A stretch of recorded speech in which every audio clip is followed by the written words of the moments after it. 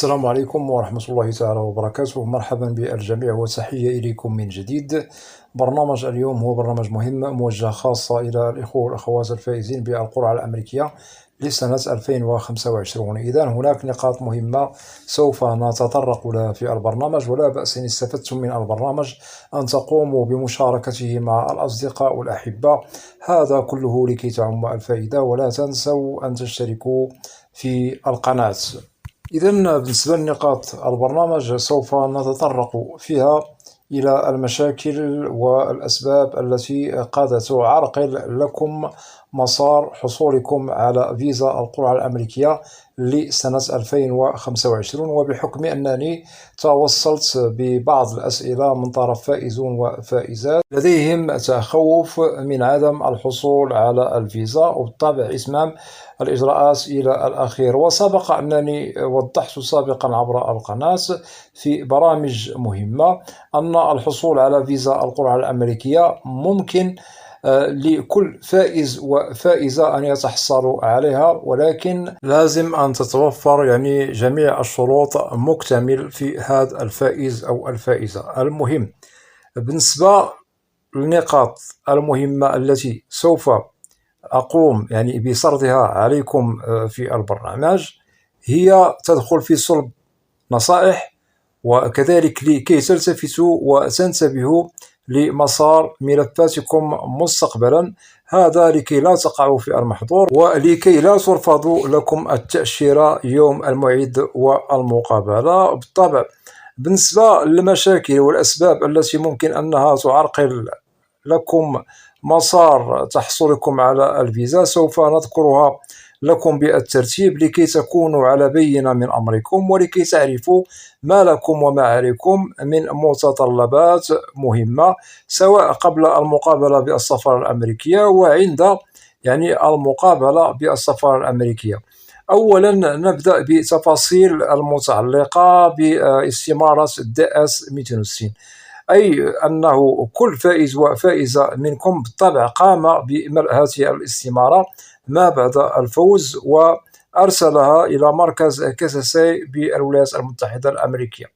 إذن هنا نؤكد في حالة أنه تذكرتم بأنكم وقعتم في خطأ قمتم بملئه في استمارة DS 260 سابقا، فهنا نؤكد لازم عليكم أن تتداركوا الأخطاء التي وقعتم فيها والتي قمتم بملئها سابقا في استمارة DS 260.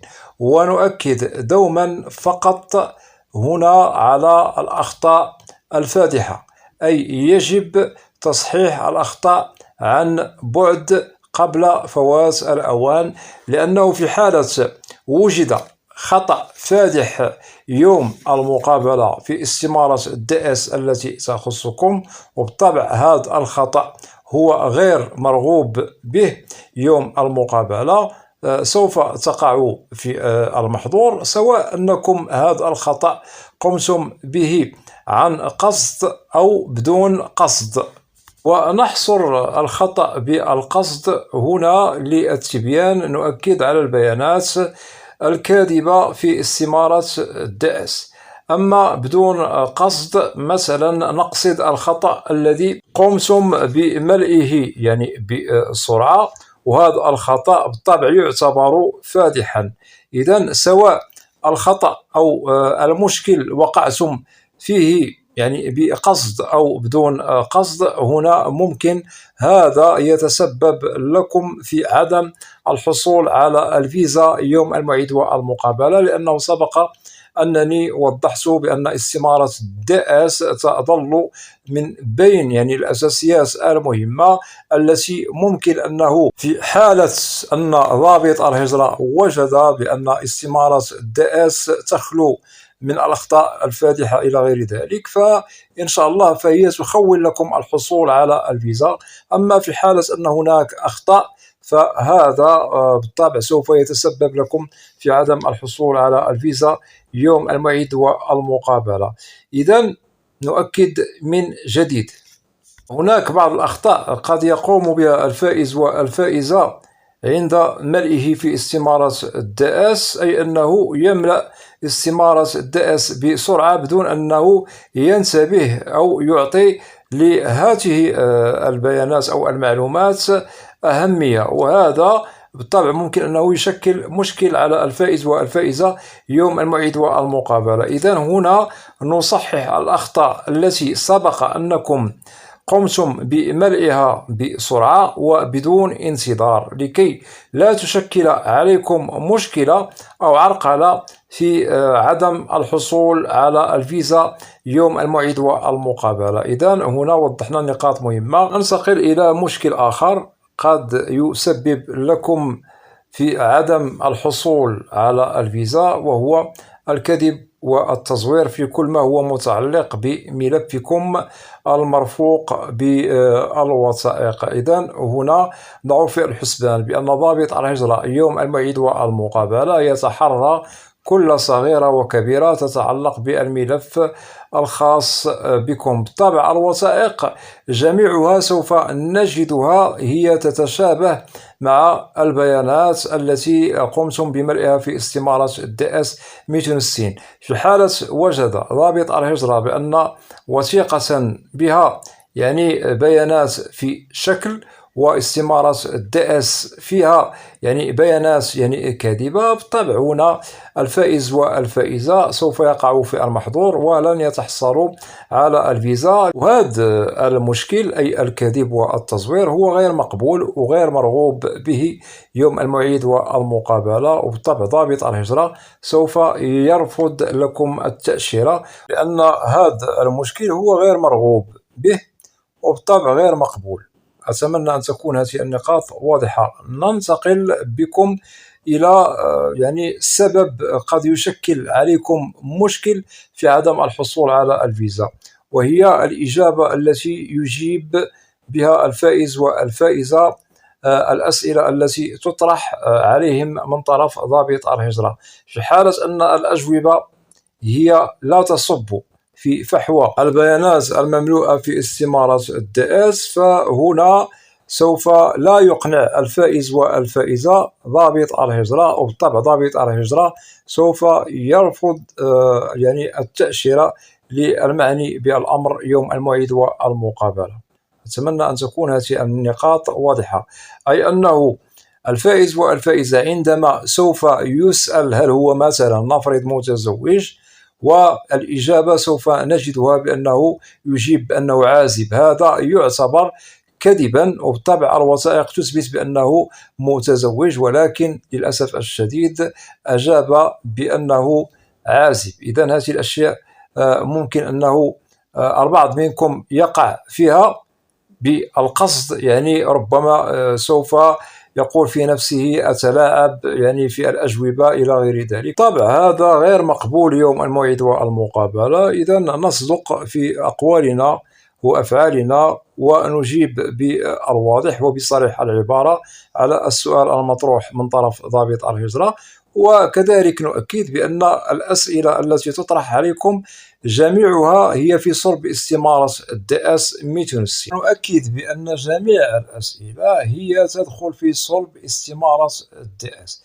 ضابط الهجرة لا يخرج عن إطار البيانات التي قمتم بملئها في استمارة الدأس. إذن لازم على الفائز أو الفائزة يجيبوا على قدر السؤال سين جيم، وبالطبع بدون كذب بدون تلاعب، وإن شاء الله أموركم تمام.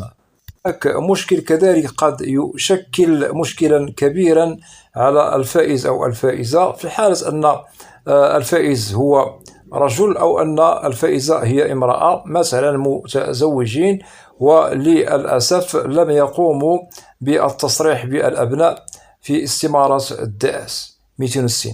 إذن هنا هذا يعتبر كذلك مشكلا غير مقبول، وننصح كل فائز وفائزة في حالة مثلا لديكم أبناء قوموا بوضع الأبناء الذين هم لديكم، هذا سوف يسهل عليكم الحصول على الفيزا بدون مشكل.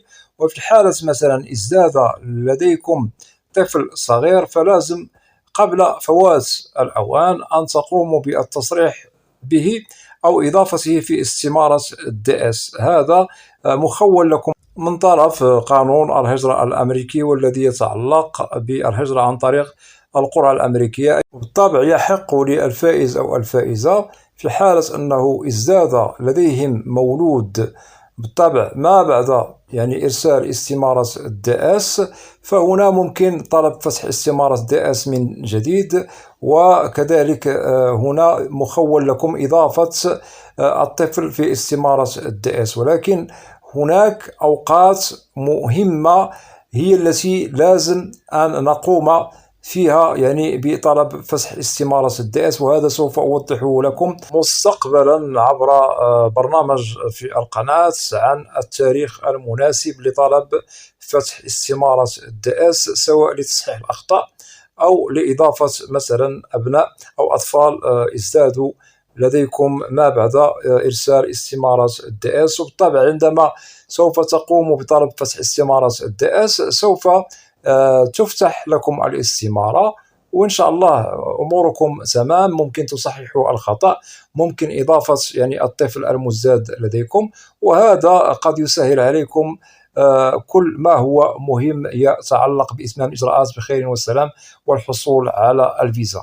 ننتقل إلى مشكل آخر قد يتسبب في عدم الحصول على الفيزا، وهو عندما نجد بأن الفائز أو الفائزة لا يتوفرون على شهادة بكالوريا باستحقاق، وأغلبية الذين ترفض لهم التأشيرة بالطبع ليس لديهم بكالوريا، والقلة من هم لديهم مهنة مقبولة قد حصلوا على الفيزا، والقلة من لديهم بكالوريا حرة قد حصلوا على الفيزا. أتمنى أن تكون هذه النقاط كذلك واضحة.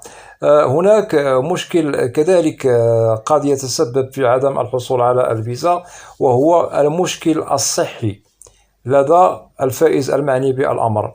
أي في حالة وجدنا أن هناك مرض ممنوع ومحظور من الدخول إلى الولايات المتحدة في الملف الطبي الخاص بالفائز المعني بالمقابلة بالسفارة الأمريكية.